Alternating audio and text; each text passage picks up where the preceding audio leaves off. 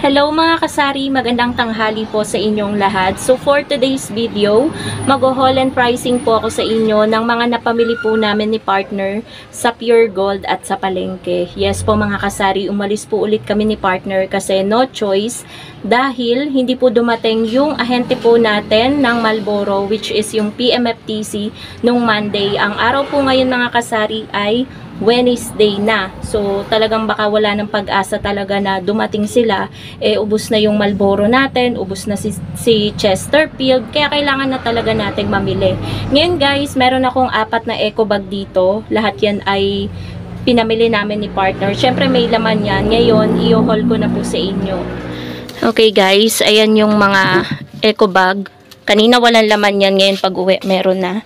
Unahin natin guys ito. Kasi ilalagay natin to sa, bumili kami nito, siguro pang ano ni partner, ewan ko kung anong ulam namin mamaya. Talbos ng sili, 20 pesos yan, isang bundle. Tapos, 2 kilong bigas, kasi maganda pala yung Coco Pandan na bigas.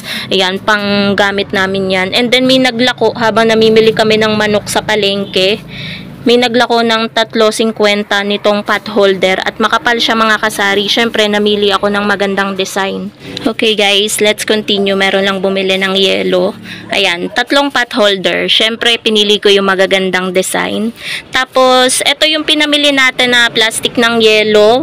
Ayan, paubos na kasi guys, sobrang mabenta ng yellow kaya ang bilis mo ubos ng plastic. And then, toothpick para sa ating siomay dahil ilang peraso na lang talaga yun nandun sa harap. And then, 2 balot ng siomay again. Ito guys, yung ating siomay. Ayan. Tapos, dito tayo. Ito guys, yung mga, wait lang. Mga non-food items yata to. Ito yung sa Pure Gold. Ayan. May wallet pa dito. Namili ako ng konting Sunrocks kasi ayoko namang biglain, 'di ba? Nakamotor lang kami. Para in case na may bumili, 'di ba, mga kasari. Ayan, yung Color Safe, Sunrocks na original, ito napkin, Tide powder tsaka Ariel powder. Yan lang yung laman nito. Nakalimutan nga namin bumili guys ng alamang dahil binigyan kami ni mother ng 3 mangga dyan, no? Sarap. Dito na tayo. Ito panay delata to guys. Yan. Kapag no choice na talaga mga kasari at matagal dumating or hindi dumating si ahente, ganyan yung meron lang guys ulit bumili. Ganun yung ginagawa ko. No choice. Kapag hindi dumating si ahente, ganyan, or ang tagal dumating, ganyan yung ginagawa ko guys para naman hindi maapektuhan yung sales natin. Tulad nito, bukas pa kukuha ng order si Sir Marcel. By Sunday pa ang deliver nun, Huwebes pa lang ngayon, ubos na. Di syempre dapat mamili tayo, 'di ba? Tapos yun sa ahente natin ng sigarilyo, PMFTC, Monday pa natin inaantay.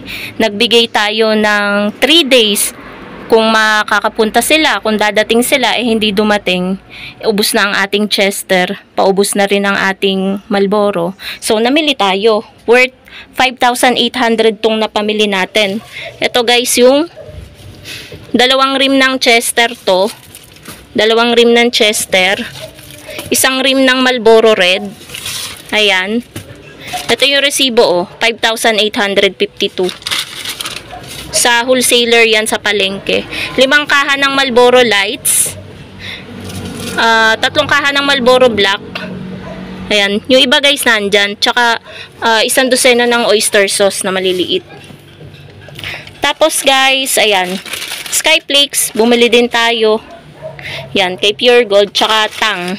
And the rest, mga delata. Apritada, kaldereta, adobo, wow ulam na apritada, corn beef, Century tuna flakes in oil, Carne Norte na CDO at Carne Norte na Lucky 7, Argentina giniling, yan, bago to, may ganito na palang size. Kasi alam ko ito lang, tsaka yung isang guhit.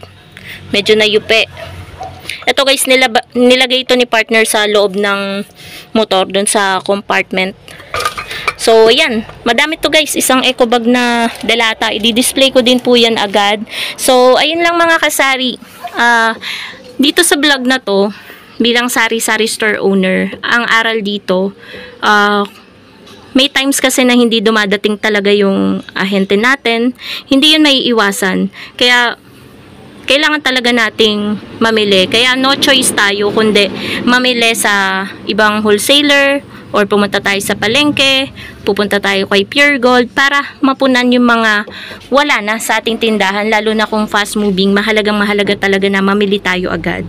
So yun lamang po mga kasari, sana nag-enjoy po kayo dito sa aking vlog. Hindi na ako syempre nakapag vlog mga kasari, biglaan lang yung alis namin ni partner.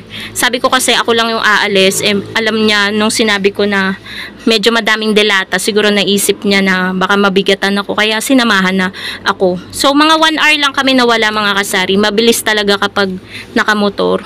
So yun lamang po mga kasari. Medyo pagod pa ang atin yun, di pa ako nakakaupo.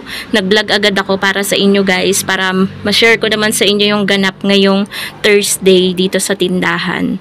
Thank you so much for watching mga kasari, and happy selling po sa inyong lahat. Bye guys!